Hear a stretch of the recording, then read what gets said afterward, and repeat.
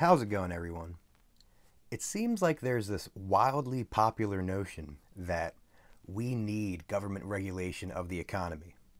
People think that if we didn't have these unconstitutional alphabet agencies like the FDA, EPA, FTC, etc., and all of the state agencies and even the Federal Reserve, if we didn't have those, well, of course, our ovens would explode, our economies would crash, we would all be living underwater, and eventually the Earth would fling out of orbit and crash into the moon.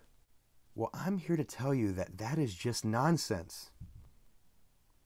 All it is propaganda in which we are indoctrinated to believe as a means for government to not serve the general welfare of the public, like it states in the U.S. Constitution, but to exploit the public in order to serve special interests and to line their own pockets. I'm not saying that we don't need regulation in the economy. All I'm saying is that we don't need the government to regulate it. Those are the last people that I want to regulate the economy. If global warming is actually caused by humans, which I still haven't seen any definitive proof that humans are the actual cause. I mean, on one hand, we have Al Gore saying we're all going to drown and we should have drowned 10 years ago. And on the other hand, we have NASA scientists stating that we may soon enter an ice age. So it's ridiculous, but if we are actually causing global warming, the last people I want to try to fix it are corrupt politicians. Let me tell you something. There are no fiercer regulations than market regulations, than the regulations and restrictions on economic activity caused by people freely pursuing their own self-interest. When there is profit incentive and no roadblocks to gaining entrance into an industry, when everyone is free to compete against one another and people are free to choose who they do or don't give their money to, then that brings about the strictest economic regulation possible, at least as of yet. And you can see with your own eyes how important free competition and profit incentive are to the market and our standard of living. If you don't believe me, just go visit the DMV. See, as some of you know, I've talked pretty bad about democracy in the past. Really, I'm all for it. There is no more democratic system than the free market. The difference is that instead of voting for coercive regulations against other people's natural human rights, there's no aggression involved at all, no coercion involved at all, because we simply vote with our dollars. The reason why our ovens don't explode is not because of government regulation. It's because the oven manufacturer has an incentive to make a profit and to keep a good reputation that their ovens are of high quality and safety. If their ovens explode, what do you think that would do to their reputation? Do you think that people would keep buying their ovens? Do you think that may hurt their profits if their ovens explode? I would think so. They wouldn't be able to stay in business because no one would choose to buy their ovens. As long as the oven industry is open to free competition and people can freely enter the oven industry as entrepreneurs, people will use that as a competitive advantage for their own profit incentives. Don't buy that guy's ovens. They explode. Buy mine. Mine are safe and inexpensive.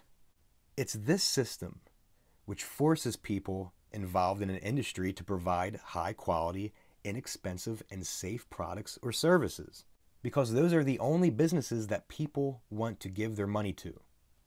In the free market, the cream rises to the top because there's nothing artificially protecting inefficient businesses. You don't have tariffs in the free market.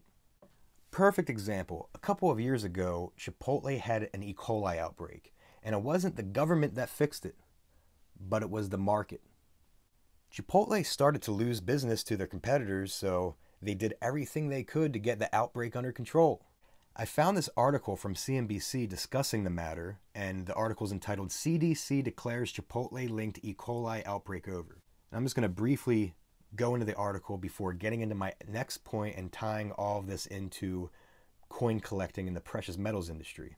So the article states, "We are pleased that the CDC has concluded its investigation and we have offered our full cooperation throughout," Chris Arnold, a spokesman for Chipotle, said in a statement. "Over the past few months, we have taken significant steps to improve the safety of all of the food we serve, and we are confident that the changes we have made mean that every item on our menu is delicious and safe." The article continues, "Investigators were not able to identify the ingredient that was responsible for contamination. Chipotle, under scrutiny for months over outbreaks of foodborne illness linked to its restaurants across several U.S. states, may have rattled investors, but teen and young adult customers were not deterred from the fast casual chain. According to the MPD group, which continually tracks consumer awareness about food safety outbreaks, young adults represent the largest share of Chipotle's overall traffic. Bonnie Riggs, MPD Group's restaurant industry analyst, said in a statement, "Their willingness to overlook any food safety concerns to eat at Chipotle could be a result of unabashed loyalty or a lack of awareness." Consumers that did not remain loyal to the fast casual restaurant were won over by Chick-fil-A, Wendy's, Burger King, and McDonald's. So you can see Chipotle started losing their customers to their competition. Towards the end of the article, it states that the company's sales plunged 30% in December, following at least 6 outbreaks tied to Chipotle in the last year, including norovirus, E. coli, and salmonella.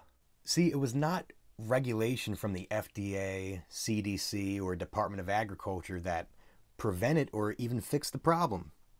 It was market regulation. It was Chipotle's incentive to profit and to not poison their customers and lose their customers through the competition. They care way more about the safety of their customers than any government bureaucrat does.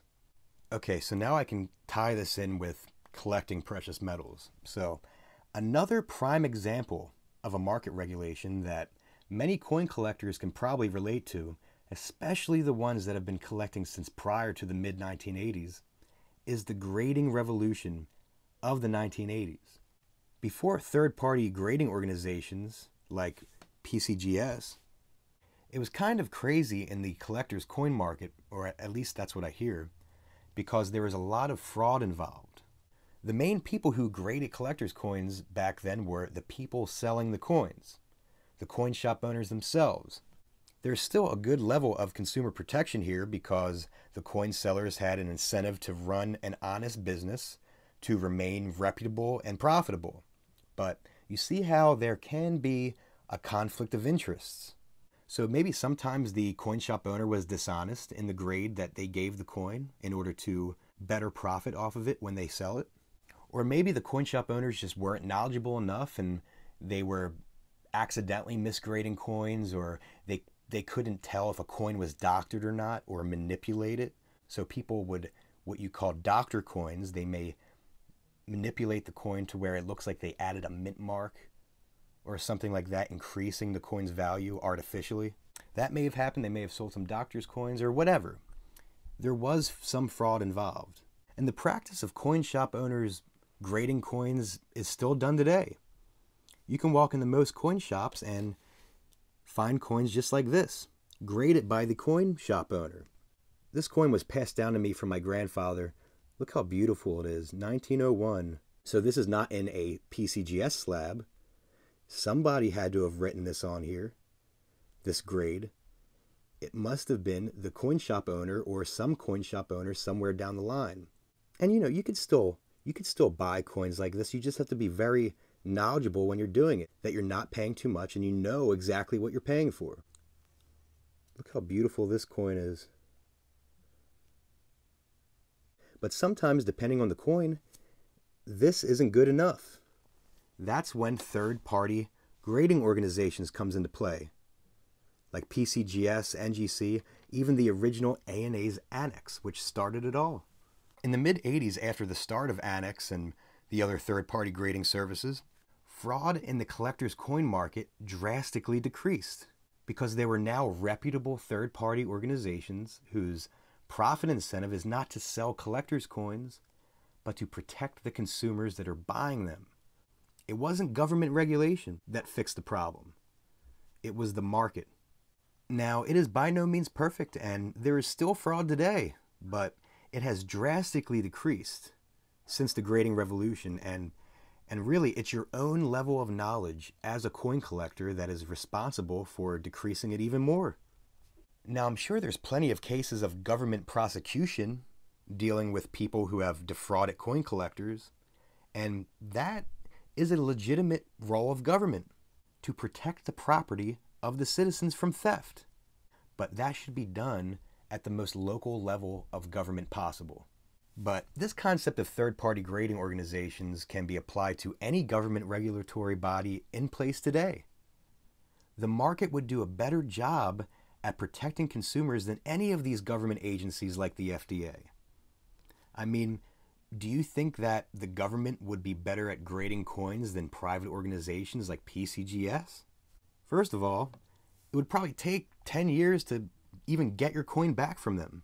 But the answer is no. If the FDA was a private organization not monopolized by government, they would be way better at doing their jobs.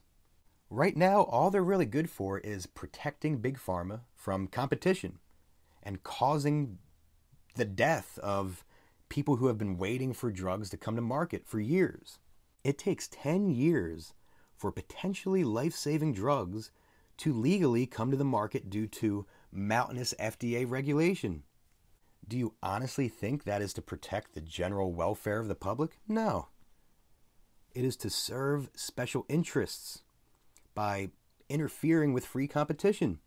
And another good example is J.D. Powers, which is a private third-party organization that ranks cars and car companies according to safety and quality standards. And this protects consumers by influencing their purchasing decisions. It's not that food and drugs shouldn't be certified for safety. Like in the case of the FDA, it just shouldn't be the FDA certifying it. It should be private organizations. It should be based on voluntarism rather than coercion. We even have immense technology today which allows for a greater amount of market regulation than ever before. Websites like Yelp and Google Reviews, where you can pretty much instantly access the experiences that other consumers have had with businesses. So stop letting the government fool you into believing that we need them to control our lives. It's mainly for their own self-benefit and the benefit of special interests. But anyway, thanks so much for watching, everyone. I appreciate you sitting through this with me during this long ramble, and I have a very special unboxing coming up. Well, it's not really an unboxing because I already unboxed it, but I have this very special piece that I picked up that can't wait to show you. I'm going to feature it in my next video, and thanks so much for your support. I'll talk to you later.